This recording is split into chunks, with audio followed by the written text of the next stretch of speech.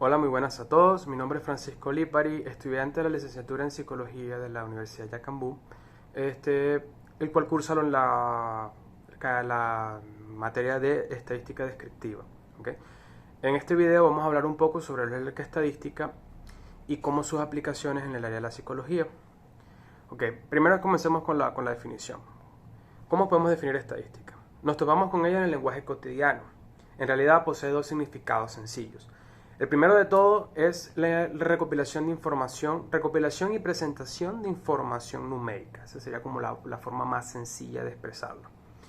Por ejemplo, podemos hablar sobre el sueldo inicial de graduandos universitarios, o podemos hablar sobre cuántos fueron la tasa de mortalidad por culpa del alcoholismo el año pasado.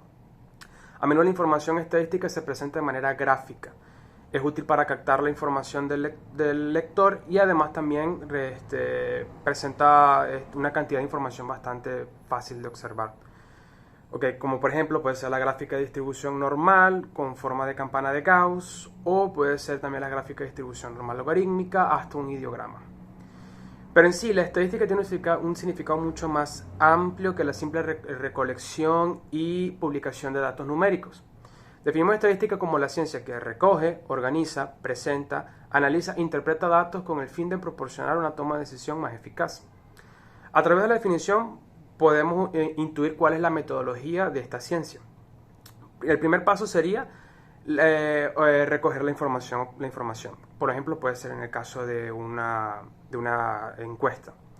El segundo, tenemos que presentar y organizar la información. En este caso se utilizaría la forma más común, como podría ser una gráfica.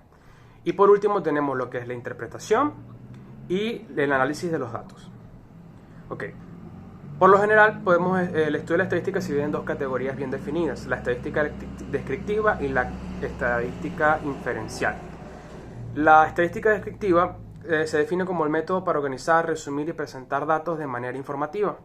Lo que podría ser como un ejemplo el caso de la psicología, hablar de la cantidad de pacientes con Alzheimer en Venezuela y cómo se distribuyen estos alrededor de los estados que lo complementan. Por lo menos tenemos el dato que según el grupo de investigación 10×16 de la Universidad de Londres, el informe cuya actualización está en fase de proyecto, fase de actualización, permite conocer su alcance. Entre el 7 y el 9% de la población mayor de 65 años padece demencia en Venezuela, y la cual la gran mayoría sufre de Alzheimer. Ahora, si queremos definir lo que es la estadística inferencial, podemos definirla como el método que se emplea para determinar una propiedad característica de una población en función de la información que obtenemos de ella. Utilizando el mismo ejemplo del caso del Alzheimer, podemos decir, por ejemplo, cuál es la edad promedio de los pacientes que sufren de Alzheimer. Ya sabemos, según el grupo de investigación 10×16, que se encuentran de 65 años en adelante. Pero también tenemos la información siguiente. Según la ONU, el Alzheimer tiene un crecimiento interanual del 1.3% en el mundo. Venezuela supera esta cifra por muy leve. Pero respecto a la área andina, la proyección del país es alarmante a largo plazo, de acuerdo con los grupos de investigación 10×16.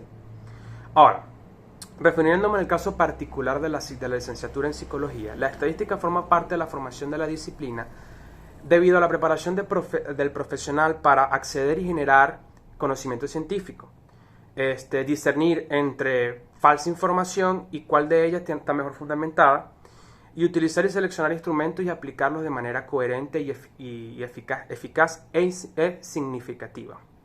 La actividad profesional del psicólogo consiste en el estudio empírico de casos, sea individual o grupales, lo cual conlleva la recopilación de datos, análisis de los mismos, diseño de una intervención y evaluación del tema. Muchas gracias por su atención.